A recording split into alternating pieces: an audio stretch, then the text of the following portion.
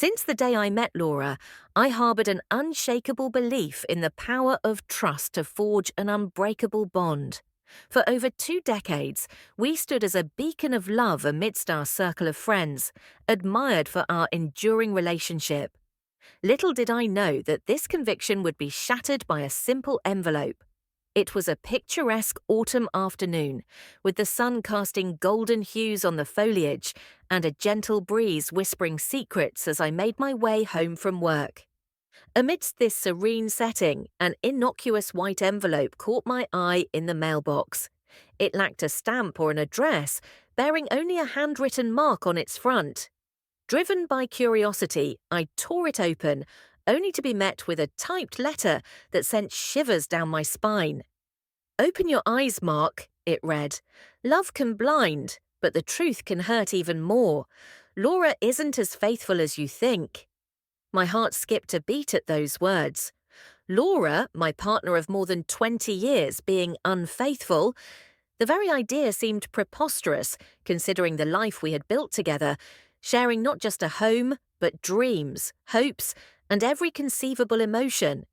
Yet, despite my disbelief, a seed of doubt had been planted, gnawing at the core of our relationship. I hesitated to confront Laura, uncertain of how to broach such a sensitive topic. Instead, I chose to conceal the letter in my briefcase, resolving to keep a vigilant eye on her actions for any semblance of truth. In the ensuing days, life carried on seemingly as normal. Laura's laughter continued to fill our home, her affectionate gestures unchanged. However, amidst this facade of normalcy, I couldn't shake the feeling of unease that lingered within me. Gradually, my attention turned to Robert, a close friend who had been a fixture in our lives for years. I noticed him around more often than usual, his presence lingering in the background like an ominous shadow. At first, I dismissed it as mere coincidence, but as the days passed, the subtle signs of intimacy between him and Laura became harder to ignore. Their furtive glances, whispered conversations, and exchanged smiles laden with unspoken secrets.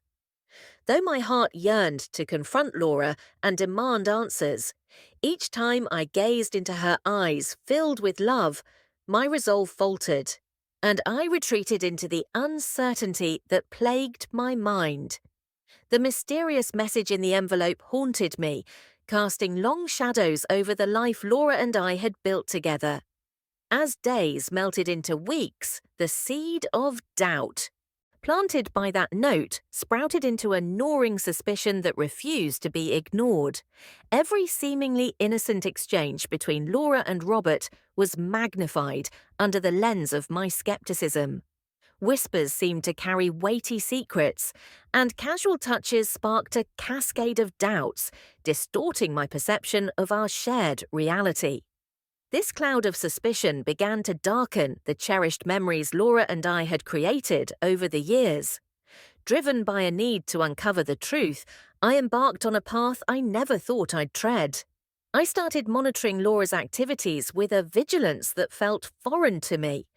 The times she stepped outside to take calls, her unexpected late-night ventures, and those supposed weekend outings with girlfriends I'd never met before, all were meticulously logged in my journal. This journal evolved from a mere collection of observations to a chronicle of a relationship seemingly teetering on the brink of collapse. One evening, as I penned down another entry, I stumbled upon a restaurant receipt. The date corresponded with one of Laura's claimed nights out with the girls.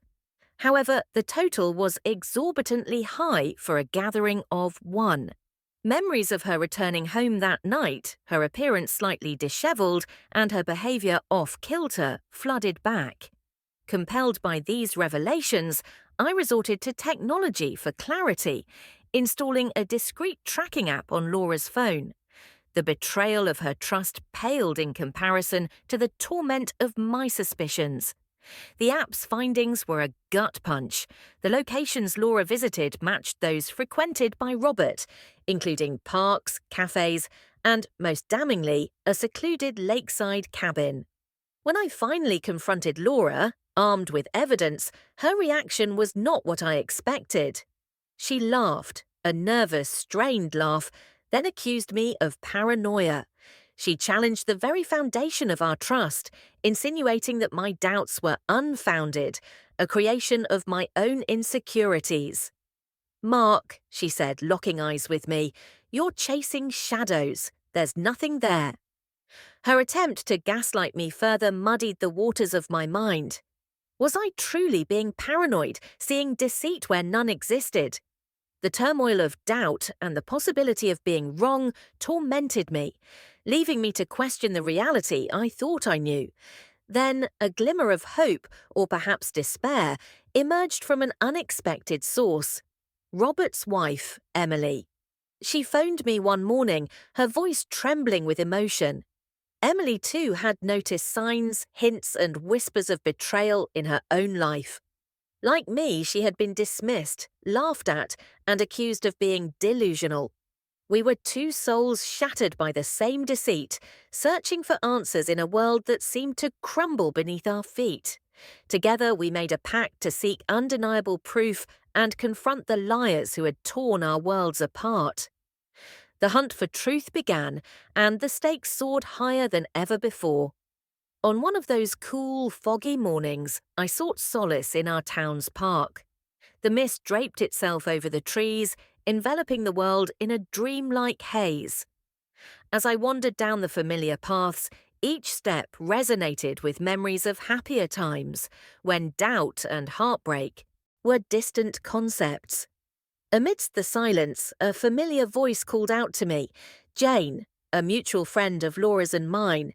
With her sun-kissed hair and ever-comforting smile, Jane had been a constant presence in our lives, witnessing our highs and lows.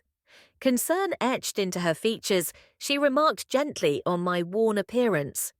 Seated on a nearby bench, the cold metal a stark contrast to the warmth of memories, I poured out my heart to her, about the letter, the tracking, the confrontation, and the alliance with Emily. Listening intently, Jane's eyes reflected a blend of sympathy and worry. When I finished, a heavy silence hung between us, laden with the weight of my revelations.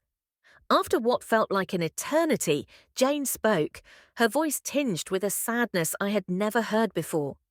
Haltingly, she began to disclose her own observations. Jane revealed that she had seen Laura and Robert together on multiple occasions in recent months. They frequented cafes, malls, and even attended Jane's own birthday party, always seeking secluded corners for whispered conversations, fleeting touches, and exchanged glances brimming with secret intimacy. Initially dismissing it as close friendship, Jane's own suspicions had grown with each encounter.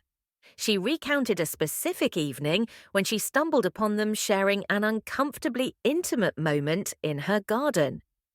Jane's revelations struck me like a hammer, further fracturing my already fragile heart. What she disclosed next struck me like a sledgehammer. Robert wasn't just an ordinary man.